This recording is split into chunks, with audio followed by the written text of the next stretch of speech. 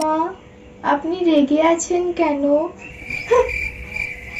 মা, আপনি কথা বলছেন না কেন? আমি আবার কি করলাম? তুমি কি করনি মা? কাল বিয়ে বাড়িতে অতগুলো লোকের সামনে আমার মুখটা ছোট করে দিলে তুমি।